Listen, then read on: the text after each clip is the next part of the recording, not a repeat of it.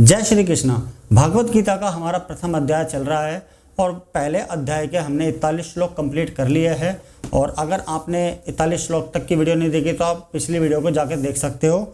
और अभी 41 श्लोक तक हमने ये जाना है कि भाई अर्जुन भगवान को अपने बारे में बता रहा है। दोनों सेनाओं के बीच में वो युद्ध स्टार्ट अभी हुआ नहीं है। युद्ध स्टार्ट होने से पहले वो भगवान को अपनी अपनी पूरी बातें बता रहा है कि भाई मेरे साथ ये प्रॉब्लम आ रही है।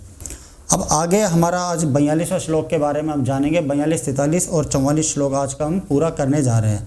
तो 42वां श्लोक है, दोषे रहते हैं कुल घ्राणाम वर्ण संकर कारक ही उत्सादनते जाति धर्म कुल धर्माश्चय शाश्वतः।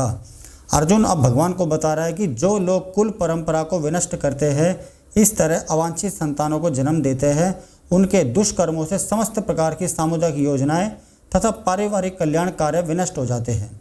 अर्जुन बता रहा है भगवान को कि हमारी कुल परंपरा अगर ख़त्म हो जाएगी तो हमारी आने वाली पीढ़ियों को कौन शिक्षा देगा, कौन उन्हें कुल की परंपरा बताएगा, कौन उन्हें धर्म के रास्ते पर चलाएगा। क्योंकि युद्ध में सारे बड़े बूढ़े मारे जाएंगे, चाहे वो कोई भी सेना के हो। दोनों सेनाओं का ही घाटा होने वाला है। दोनों ही सेनाओं के योद्धा अब इस जो युद्ध में है वो मारे जा सकते हैं। तो इसलिए अर्जुन भगवान से बता रहा है कि भाई ये सारे प्रॉब्लम है। सनातन धर्म या वर्णाश्रम धर्म द्वारा निर्धारित मानव समाज के चारों वर्णों के लिए सामुदायिक योजना तथा पारिवारिक कल्याण कार्य इसलिए नियोजित है कि मनुष्य चरम मोक्ष प्राप्त कर सके। अब अर्जुन भगवान को बता रहा है कि वर्णाश्रम धर्म के अनुसार जो समाज में जो 4 वर्ण बनाए गए हैं, जो ब्राह्मण, क्षत्रिय, वैश्य, शूद्र है, इनके आधार पर ही पारिवारिक कल्याण कार्य होने चाहिए। और इसी के तहत ही जो इनको नियोजित भी किया गया है। ये अगर ये सारे काम होते रहेंगे तो परम जो मनुष्य है वो मोक्ष की प्राप्ति भी कर सकता है। अतः समाज के अनुत्तरदायी नायकों द्वारा सनातन धर्म परंपरा के विखंडन से उस समाज में अव्यवस्था फैलेगी। और जो ये नायक वगैरह जो अनुत्तरदायी व्यक्ति, जो बड़े लोग होते हैं, जो अपनी जिम्मेदारी नहीं निभाते, तो उनकी वजह से ये जो सनातन धर्म की परंपरा चली आ रही है, इसका भी विखंडन यानी कि ये भी बेकार हो सकती है, बिगड़ सकती है। फलस्वरूप लोग जीवन के उद्देश्य विष्णु को भी भूल जाते हैं। और इसका जो आगे जो रिजल्ट आ सकता है तो वो है कि भाई भगवान विष्णु को भी वो भूल सकते हैं। ऐसे नायक अंधे कहलाते हैं और जो लोग इनका अनुगमन करते हैं वे निश्चय ही कुव्यवस्था की ओर अग्रसर होते हैं। इसमें गीता में बताया गया है कि भाई ऐसे लोग जो अपने कर्तव्य नहीं निभाते या फिर उनको अंधे का रूप भी इसमें दिया गया है और इससे सारी व्यवस्थाएँ खराब होती है। अगले श्लोक की बात करते हैं 43, 43वां। उत्सन कुल धर्माणाम मनुष्याणाम जनार्दन नरके नियतम वासो भवति ट्यूनु सुषुम। अब भगवान से बोल रहा है अर्जुन, हे प्रजापालक कृष्ण, मैंने गुरु परंपरा से सुना है कि जो लोग कुल धर्म का विनाश करते हैं वह सदैव नरक में वास करते हैं। पूरा तात्पर्य जानने की कोशिश करते हैं। अर्जुन अपने तर्कों को अपने निजी अनुभव पर न आधारित करके आचार्यों से जो सुना है उस पर ही आधारित कर रहा है। अब अर्जुन जो बता रहा है वो अपने गुरुओं के माध्यम से जो भी शिक्षा ली है उनके आधार पर ही भगवान को ये बता रहा है। अपने ऊपर वो नहीं ले रहा कि भाई मेरे को ये सब कुछ आता है। वास्तविक ज्ञान प्राप्त करने की यही विधि है और असली जो विधि है वो यही है, असली ज्ञान प्राप्त करने की। जिस व्यक्ति ने पहले से ज्ञान प्राप्त कर रखा है उस व्यक्ति की सहायता के बिना कोई भी वास्तविक ज्ञान तक नहीं पहुँच सकता। वर्णाश्रम धर्म की एक पद्धति के अनुसार मृत्यु के पूर्व मनुष्य को पाप कर्मों के लिए प्रायश्चित करना होता है। वर्णाश्रम धर्म हमें ये सिखाता है कि जितने भी पृथ्वी पर मनुष्य रह रहे हैं सभी से देखो कोई ना कोई पाप तो होते ही है। ऐसा कोई भी नहीं है जिससे कोई पाप नहीं होता। तो मृत्यु से पूर्व उसे अपने जो भी पाप है उसके लिए आपको प्रायश्चित करना है। उन सभी मनुष्यों को प्रायश्चित करना जरूरी है, नहीं तो ऐसा हो सकता है कि उन्हें नरक में भी जाना पड़े। अब पाप देखो हम सभी से होते हैं, कोई भी ऐसा नहीं है कि भाई जिससे पाप नहीं होता। कोई पापी है उसकी तो चलो बात ही छोड़ो कि भाई उसको भी पता होगा कि मैं पापी हूँ। लेकिन बहुत से लोग होते हैं जो पाप नहीं करते लेकिन जाने अनजाने में हमसे बहुत सारे पाप होते हैं।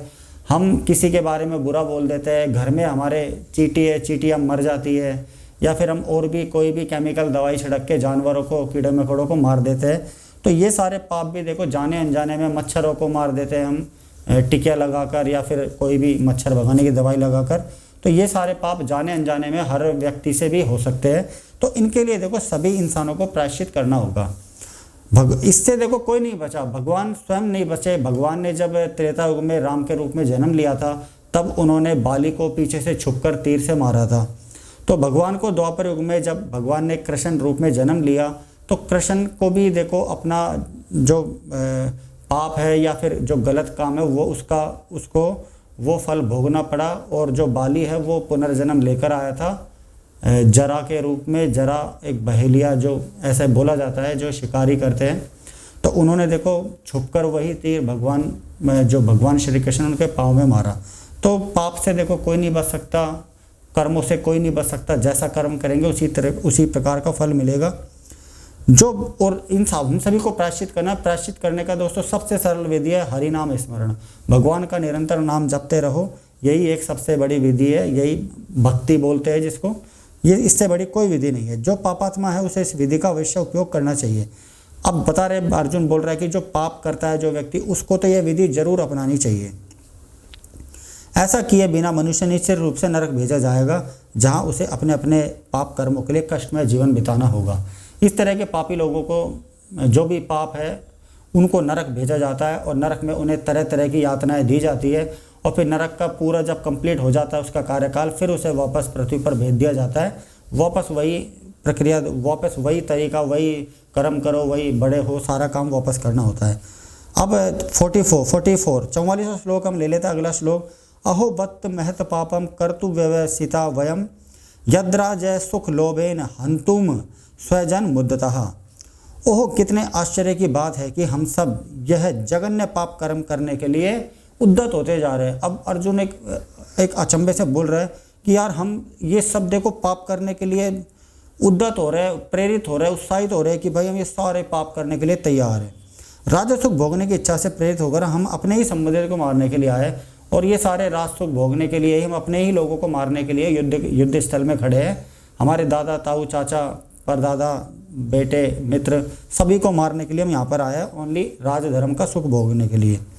अब पूरा तात्पर्य जानने की कोशिश करते हैं। स्वार्थ के वशीभूत होकर मनुष्य अपने सगे भाई, बाप या माँ के वध जैसे पाप कर्मों में प्रवृत्त हो सकता है। ये आजकल हम देख ही रहे हैं। आजकल क्या, शुरू से ही ये परंपरा चली आ रही है। परंपरा नहीं बोल सकते, शुरू से ही ये सारे जघन्य अपराध है वो चले आ रहे हैं।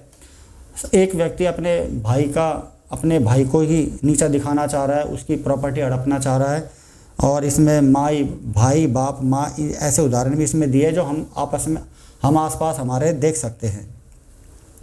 विश्व के इतिहास में ऐसे अनेक उदाहरण भी मिलते हैं, किंतु भगवान का साधु भक्त होने के कारण अर्जुन सदाचार के प्रति जागरूक है, अतः वह ऐसे कार्यों से बचने का प्रयत्न करता है।